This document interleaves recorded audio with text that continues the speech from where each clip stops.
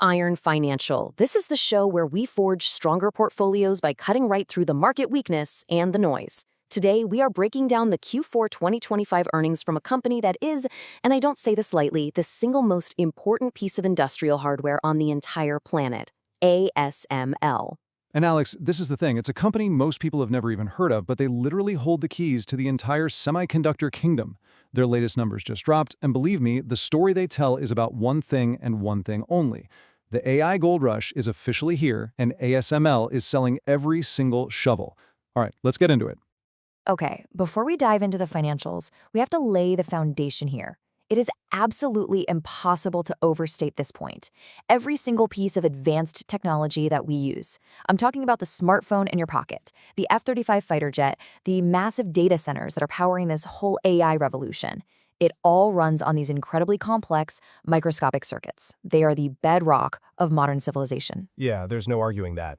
You take away the chips, the global economy just grinds to a complete halt. We hear all the time about NVIDIA, about TSMC, about Intel, but that's not really the whole story, is it? And that really gets us to the fundamental question.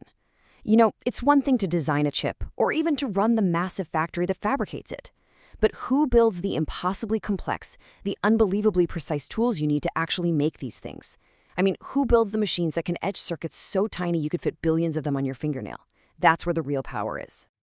That's it exactly, and the answer is a single Dutch company, ASML. They are the invisible architects of our entire digital age. They have a complete global monopoly on the most advanced lithography machines.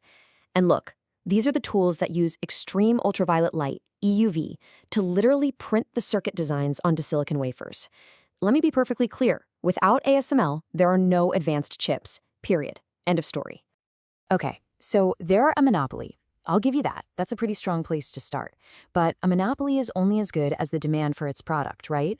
So let's actually look at the foundation they just built in 2025. How did they actually do? Their performance wasn't just good, Ben. It was a fortress. The numbers for 2025, they set an entirely new benchmark, and they lay the concrete for everything that's about to come next. So let's start with the big one, the headline number. Total net sales for the full year, 32.7 billion euros. That is a massive 16% increase over the previous year. So hold on. Even in a tough macroeconomic environment, with high interest rates and all that, they're still putting up huge top-line growth. What is driving that? It's a crystal clear signal of the immense and, frankly, growing demand for these incredibly complex machines that only they can build. Their customers, the big chip makers, they're locked in an arms race, and ASML is the sole arms dealer. Okay, sales are one thing, but I want to see what's actually hitting the bottom line. You know me, Alex, show me the profit. How profitable are they really? Well, this is where it gets really impressive. Out of that 32.7 billion in revenue, ASML generated 9.6 billion euros in pure, unadulterated net income. This isn't just a company that's growing, it is a financial powerhouse. It's converting an enormous portion of its sales directly into cash profit. The structure here is just incredibly sound. And this number right here, this is the one that brilliantly illustrates why they can do that. A full-year gross margin of 52.8%. Now, for a company building machines the size of a city bus that cost over $200 million apiece, that is just an incredible figure. So what does a margin like that even tell us? I mean, that's not a normal industrial margin, not even close. It tells us they have an R&D moat that no one on the planet can cross, and it gives them absolute total pricing power. So the crucial point is this. They are not just selling a product. They are selling a capability that no one else on Earth can offer. Their customers don't have another option. They have to pay up. Now, what's really interesting when you lay it all out like this is the acceleration that it shows. Don't just look at the raw growth. For example, look at net income. It didn't just grow, it jumped by a full 2 billion euros in a single year. Wow, a 26% jump in net profit year over year. That's not just a trend. That is a clear sign of a company strengthening its already dominant position and really flexing its operational leverage. The foundation is getting thicker and thicker. All right, so 2025 was a fantastic year, no doubt about it. The foundation is solid rock. But we're investing for the future, not for the past. So the big question for me is this sustainable or did we just see a peak? Are there any cracks in the outlook? That is the right question to be asking. And the answer, the entire answer, lies in the order book. The numbers from 2025, they're in the rearview mirror. The real story, the one that points directly to the future, is the unbelievable surge in new orders. And it's being driven entirely by this AI build-out. Just look at this chart. This is the entire story in one image. For the first 3 quarters of 2025, their net bookings, and that just means the value of new machines that were ordered, they averaged just under 5 billion euros per quarter. Pretty solid. Okay, so about 15 billion over 9 months. That's respectable. But what on earth happened in the fourth quarter? That bar is just a skyscraper. They exploded. Net bookings hit 13.2 billion euros in a single quarter. This is not just growth, Ben. This is a paradigm shift. This is the exact moment that AI hype transformed into hard, multi-billion-dollar capital commitments.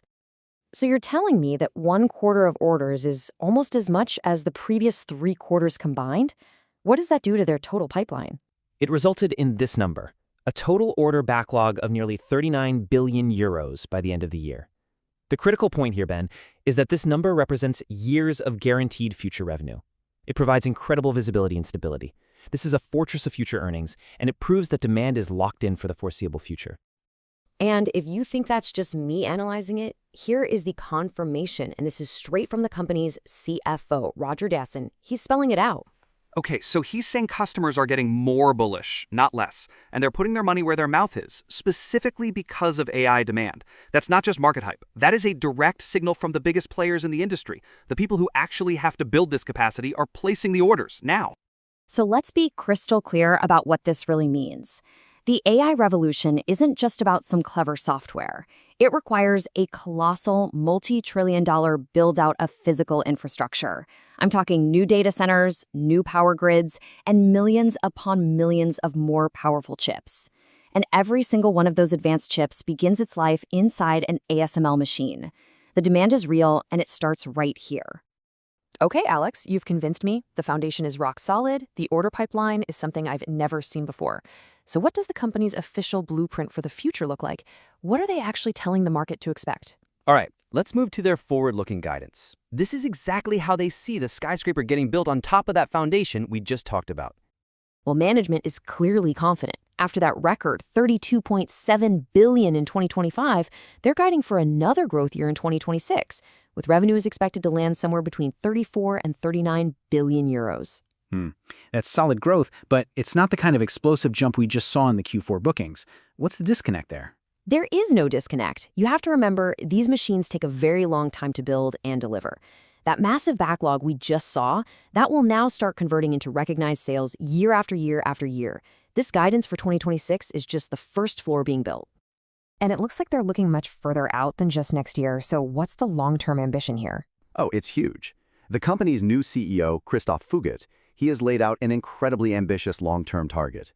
By 2030, they're aiming for revenue that could nearly double their 2025 record, all while increasing their already sky-high gross margins to over 56%. Wow, that is a bold claim. They're basically saying they expect this AI build-out to be a decade-long supercycle. That's it, exactly. So when you put all of these pieces together, the incredible financial strength, the order surge, and that future outlook, a very clear picture emerges. ASML isn't just another tech company. It is the keystone. It's that central stone at the summit of the arch that holds the entire structure of the tech industry together. You pull it out, and everything else collapses. So let's just summarize the key takeaways from all this. First, we saw how ASML built a record-breaking financial foundation in 2025. It is a fortress of profitability. Yep, not a single crack in that foundation. Second, it's absolutely clear the AI boom is the undisputed catalyst here. It's turning market optimism into the largest order book in the company's entire history. This is the hard evidence, the proof that the demand is real. Third, that unprecedented backlog of almost 39 billion euros, that provides years of stability and revenue visibility. Right. That's a powerful moat against any kind of short-term market weakness. And finally, all of this fortifies ASML's position as the essential monopolistic supplier, sitting at the very heart of the entire tech ecosystem. And that really leaves us with a final thought. We know that AI is set to redefine nearly every aspect of our world.